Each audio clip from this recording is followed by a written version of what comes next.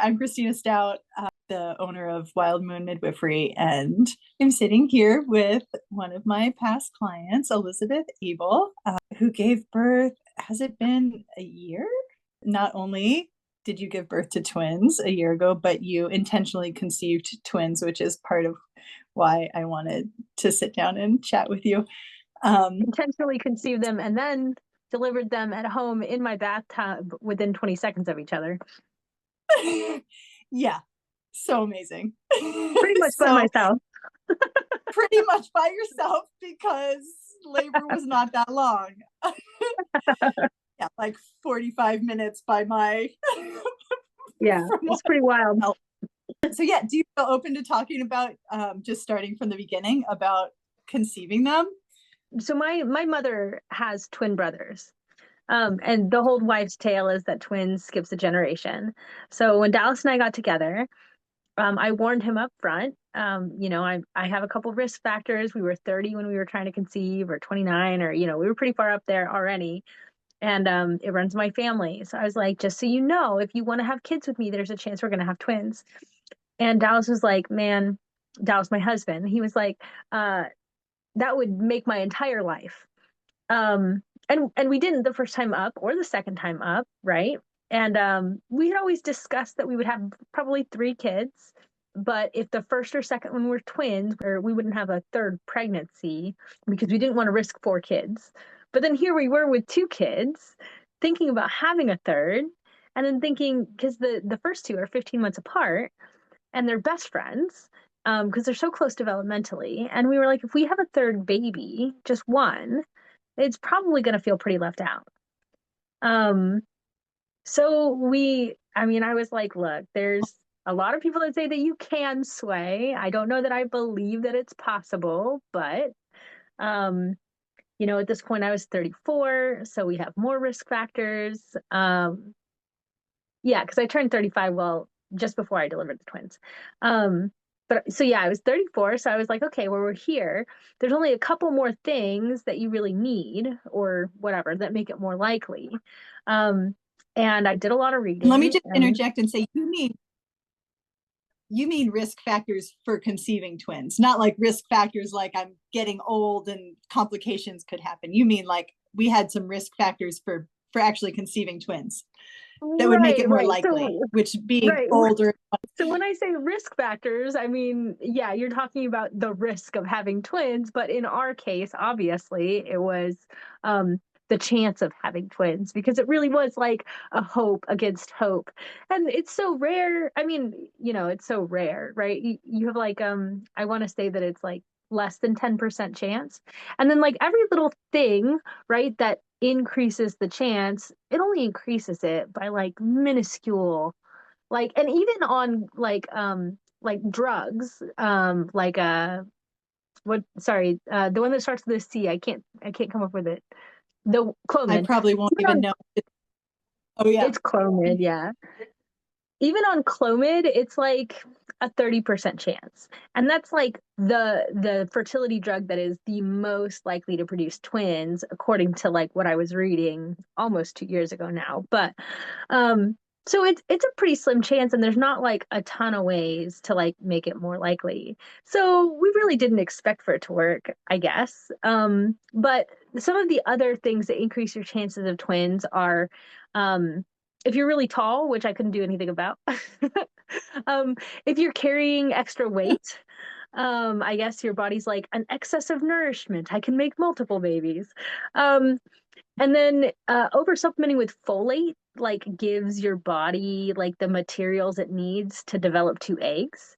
And then the other part of the equation is kind of tricking your body into thinking it has low estrogen, because then it'll overproduce estrogen, which increases your chances of dual ovulation. And, our situation's kind of special. Me and my husband, we conceived on the first attempt with my son, and we conceived the first fertile cycle. I had one period between the kids. Like I literally weaned off pumping because our breastfeeding relationship failed with my first son.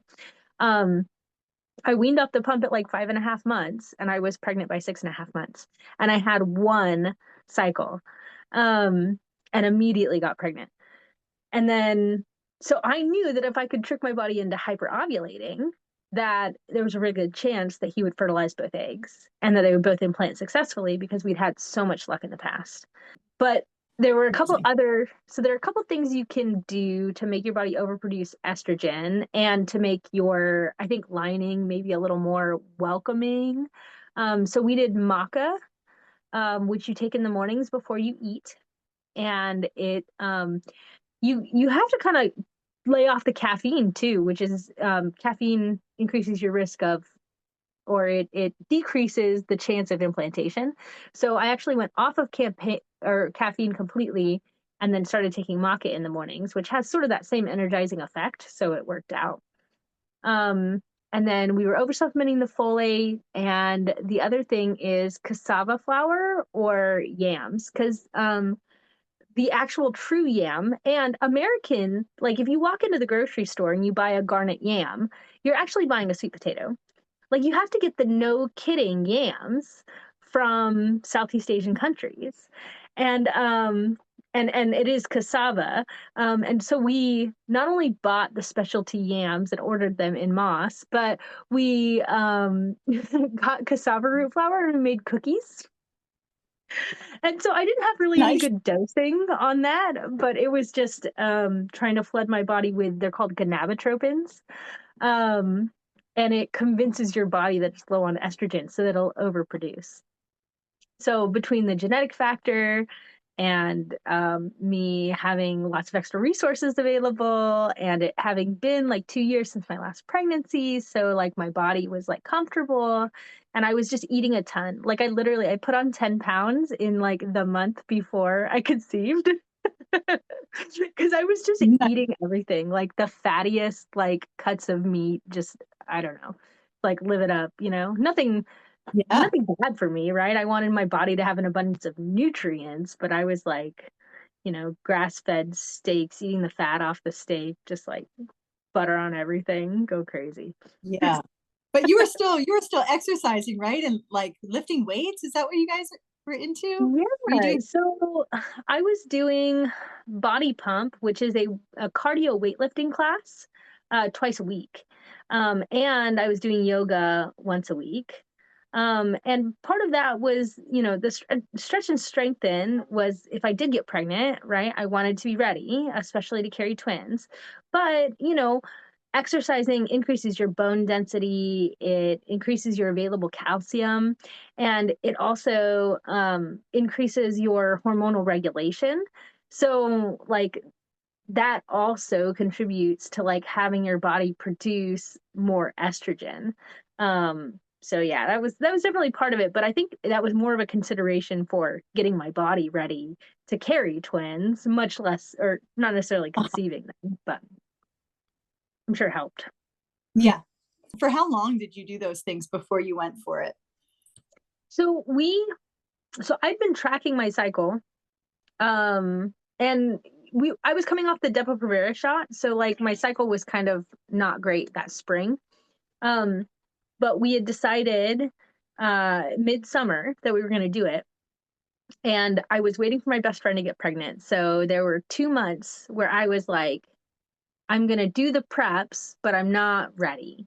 I think I started maca a little Mhm. bit closer too, but I was like working out and eating a ton and putting on that extra weight like 2 months prior.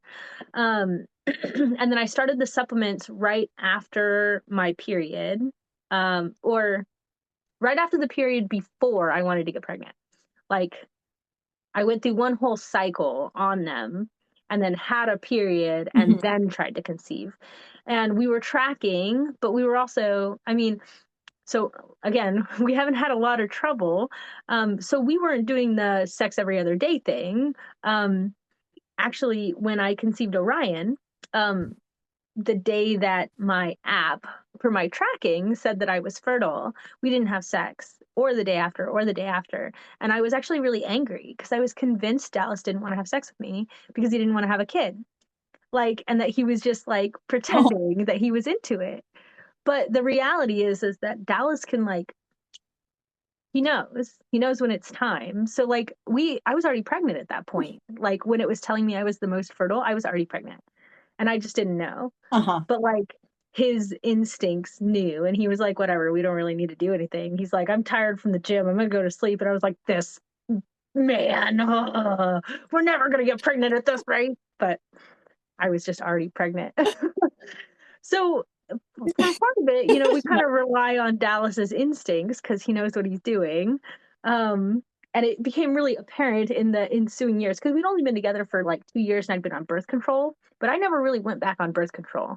Um, so after that, it was all just tracking. And what we really discovered is that Dallas, like, you can really, like, at least we can really rely on the fact that, like, we need to use protection if we can't keep our hands off each other. You know what I mean? Like, and Yeah. if it's really just kind of a one or the other, or like a casual, like, oh, yeah, this sounds nice, like, then you're probably fine. But if it's like, this has to happen, like, you Yeah. got to use protection because otherwise you're having babies. Yeah. um, Yeah. so interestingly, with the twins, we had one such experience where it was imperative that we had sex, and then we did. And I was like, yes, I'm certain that was it. That was baby making sex. I know this sex. It's good. Um, and then there was Uh-huh. like 3, maybe 4 days later, I had this day when I was feeling like absolute garbage. Like, I felt so bloated. I felt so disgusting. And I was like, I don't know that I have ever felt like this before. And I'm worried that this is what ovulation feels like on all of these extra things. And so I was like, Dallas, we better have sex to Uh-huh. make better. So it was not the most fun experience of my life, let me tell you, but I wanted to make sure. And the twins, in their first ultrasound, they were actually measuring a couple days apart.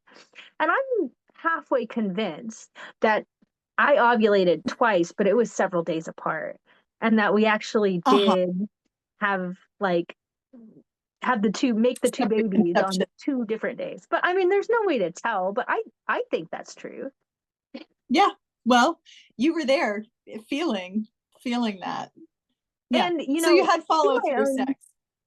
yes, we did. We had follow through sex 3 days later, 3 or 4 days later. And to my credit, in that first ultrasound, which was at 7 weeks, they were 7 weeks long. I thought we were farther along, so it's possible that um, that second day that I was like, we should just have sex to make sure. It's possible that they were both conceived on that day, but I don't think they were both conceived on the day before because I thought I was several days ahead of where I actually was when we went in for the ultrasound. So we were like 7 and 4 when they did that first ultrasound. But even at 7 and 4, when they were like scanning, right, I was like, oh my God, look at her. She's so beautiful to baby A. And then when they were scanning baby B, I was like, oh my God, he is amazing. I cannot wait. And like, these aren't like things that I said in my head. Like I vocalized these things during that ultrasound.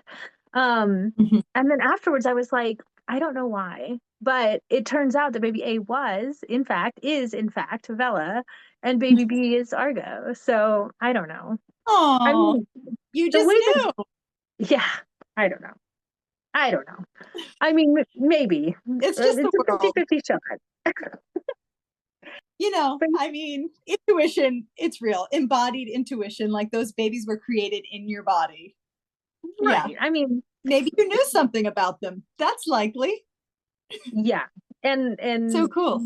depends on who you talk to. I think that I knew, right? I said those things because I felt like they were true. Yeah. Other people may want to explain it away, and like I get the impulse. And who could really say? But I mean, Yeah. I feel like I knew that I was ovulating on the right side the first time and the left side the second time, and I felt like I knew that baby A was a girl and baby B was a boy from the get-go. Yeah. As soon as we Yeah. knew there were two. Yeah. You're not the only, I feel like, yeah, it's more common than women are, I think, willing to say, courageous enough to say, because our intuition is so um, debated, Right. Yeah. diminished. I mean, Yeah, in this culturally. world that we So live yeah, in, like there's sort of this like, oh, that's hippy dippy or woo woo, whatever. But I'll be the wishy woman. I don't yeah, mind. yeah. fetal DNA going through your brain. Yeah. Yeah. Shrinking my gray matter as we speak. Yeah. um, Amazing. So then there you were. You had your twins. Were you like surprised during that ultrasound? Or were you just like, oh yeah, there they are? So I got to give props to the ultrasound tech because she played it so cool. And, if Dallas and I had not been hoping for twins, we probably wouldn't have realized what was going on as early as we did. But, this whole time we're like, we swayed for twins, we're hoping for twins, we're talking about twins, we're like, is it going to be twins? So most people go into their first ultrasound and they're like, am I pregnant? But like, we were both like, is it twins? So this lady, she's like going through and she's like looking at everything and she's like, and she's not saying anything and she's not making any facial expressions. And Dallas goes, wait a second. Did you just write an A and a B? What is that? She's like, oh, well, I wasn't going to say anything until we had heartbeats, but it does look like there are two sacs and you are probably having twins. And I started crying just like immediately. And she was like, I know. I know it's a lot to take in, guys. I know. Just let's get a little bit farther and make sure everything's viable. And I was like, no, you don't understand. They wanted this. And you want, let me just say this because I don't think you said it out loud. Your dream of dreams was to have one boy and one girl. Am I remembering that right? Yes, that's correct. So I actually, and that was part of the thing. Like I thought it was a boy and a girl all the way through, but Dallas is like, well, you want it to be a boy and a girl because we already have a boy and a girl. And as cute as identical twins are, I thought it would be just so perfect if we had another boy and another girl. And I actually, further than that, I was hoping that the girl would have a personality a little bit closer to our older son's personality, and that the boy would have a personality closer to our older girl's personality so that we would have the mixed match set. Now, all of those things did eventually come true. The only thing that I missed was complexion. And I was like, I really hope I get another blonde hair, blue eyed baby, but I hope it's the girl. Which their complexions are all very different. And I recently did passports, and all four babies have different eye colors. And Bella's are actually gray, which is kind of crazy. Like, I don't know that I've ever met anybody with gray eyes. Like, I've read about people with gray eyes, but like, I've never seen it. And hers Yeah. are definitely gray. And then Argo is hazel. And Argo's hair is starting to turn blonde, which actually makes him more like closer to Orion's complexion and Dallas's complexion than mine. And both of the girls are complexioned like me. So I was hoping that they would be a little bit opposite. But other than that, I got everything that I wanted and thought was going to happen. But yeah, so I was like from a very early on, I was like, wouldn't it be cool if there were two? Wouldn't it be cool if it was a boy and a girl? Wouldn't it be cool if they had the opposite personalities? And that's what I made. So yeah, I mean, something to be said about conscious conception, right? That's a thing. I'm not yeah, super in that world, but it sounds like you had a consciousness about your conception, and turns out you were cultivating a very particular possibility, and beautifully cultivated, yeah. And I'm sure you love their complexions just the way they are. I do, and they're both very, very beautiful. And I thought that like Orion looked like Dallas and that Lyra looked like me, which are the two olders. But I only thought that because I had not met Argo and Vela yet. And the actual situation is that Argo looks like Dallas and Vela looks like me. Like almost spot on except for eye color. It's pretty wild. But yeah, so that she was like visibly relieved though. Like as soon as I was like, no, you don't understand, we wanted this, she was like visibly relieved. And like I can only imagine, like if you don't want twins, like what it would be like to be in that situation, be like, is there a baby? And it's like, actually there's two babies, and you're like, ugh. Yeah. What do you mean two babies? That really happens. I have had those clients who were like, we felt done, and then we conceived twins. Yeah. And I mean, we're so adaptable as humans. People come around to it and are excited, you know, it just takes a little Yeah. time. But yeah, to be that ultrasound tech, like not, she didn't choose to be a psychotherapist, you know? Right. Yeah, no, I can only imagine the things that that woman has seen, like the reactions that she's probably seen. They probably run the gamut. Which, you know, all of Yeah. our kids have been like very intentional. So we have probably been like the best case scenario customers, right? Customers or Uh-huh. Yeah. clients or whatever. But I'm Yeah. sure there's a lot of people that are like, please just let it not be true, or like, oh my God, there's two, Mm. or whatever. Yeah. Yeah. It's challenging. Yeah. I can only imagine.